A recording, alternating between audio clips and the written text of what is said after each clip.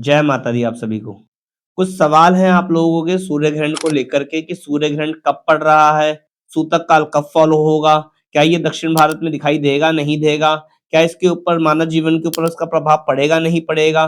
क्या हमें कुछ प्रिकॉशन फॉलो करने चाहिए, नहीं चाहिए? इन सारी ही बातों के ऊपर चर्चा करेंगे और एक-एक करके इनका खुलासा करेंगे। तो जय माता दी, मैं मोहित अग्रवाल लाल किताब विशेषज्ञ आप सबके लिए लेके आया हूँ सूर्य ग्रहण के ऊपर कि 17 फरवरी 2026 को जो भारत के अंदर सूर्य ग्रहण पड़ने जा रहा है, क्या ये मान्य है या नहीं है?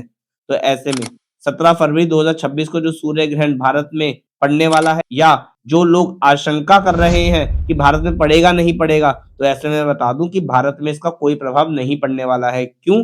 क्योंकि ये शाम के समय में पड़ने वाला है जिसका टाइमिंग रहेगा 5:31 से 7:57 तक। तो ऐसे में ये कह लीजिए कि जो सूर्य ग्रहण इंडिया के अंदर पड़ रहा है, ये शाम के समय में पड़ रहा है और ऐसे में कई-कई जगहों पे भारत के अंदर सूर्यास्त हो भी जाएगा। तो ऐसे में ये भारत के ऊपर इसका कोई प्रभाव नहीं पड़ रहा है।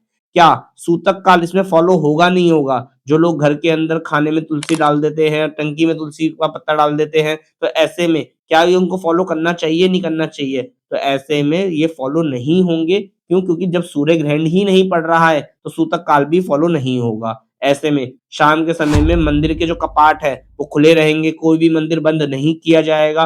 पूजा-पाठ विधि-विधान से होंगे, शाम की आरती सब कुछ विधि-विधान से होगा, जैसे पहले ही चलता आ रहा है। तो ऐसे में सूतक काल फॉलो नहीं होगा, तो जो भारत के देशवासी हैं, उनको कोई भी डरने की ज़रूरत नहीं है। परंतु ये फॉलो कहाँ हो रहा है? ये अंटार्कटिका, अफ्रीका, अमेरिका इन जगहों पे फॉलो किया जाएगा क्योंकि वहाँ पे सूर्य मान्य होगा। ऐसे में ये जो सूर्य ग्रहण पड़ने वाला है, इसको वलयाकार सूर्य ग्रहण भी बोला जा रहा है क्योंकि रिंग ऑफ द फायर एक रिंग सी आकृति बनेगी सूर्य के अंदर। तो ऐसे में जो सूर्य दिखाई देगा वो एक एक रिंग के फॉर्म में दिखाई देगा, जिसके कारण लोग उसको देखना भी चाहेंगे। परंतु भारतवासियों के लिए, ये भारत में रहने वाले लोगों के लिए थोड़ा निराशाजनक है क्योंकि वो लोग इस चीज़ को देख नहीं पाएँगे क्योंकि इंडिया के अंदर ये फॉलो ही नहीं किया जा रहा। ऐसे में परंतु इसमें क्या हमें उपाय करके चलने चाहिए, क्या हमें प्रिकॉशन लेके चलने चाहिए, ये मैं आपको बताता हूँ। ऐसे में देखिए, सूतक पड़ नहीं रहा है, सूर्य ग्रहण फॉलो नहीं हो रहा है, परंतु इसका मतलब ये नहीं कि इसका प्रभाव नहीं होगा। ऐसे में आपने कई जगह देखा है जब बारिश होने वाली होती है तो लोग घर से छाता लेके निकलते हैं, आशंका के रूप में ही निकलते हैं कि वो भीग ना जाए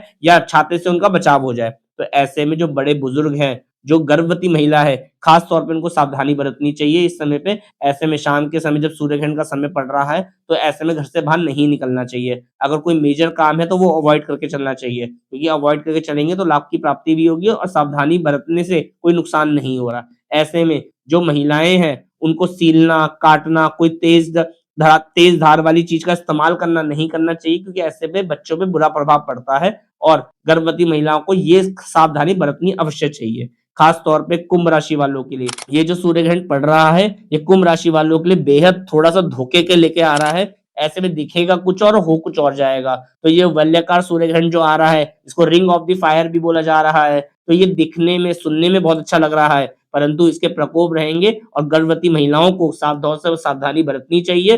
भारत में ये दिखाई दिखाई नहीं देगा। कोई उपाय करने की विशेष तौर पे ज़रूरत नहीं है। आप आम ज़िंदगी की तरह अपनी दिनचर्या बिता सकते हैं। जय माता दी।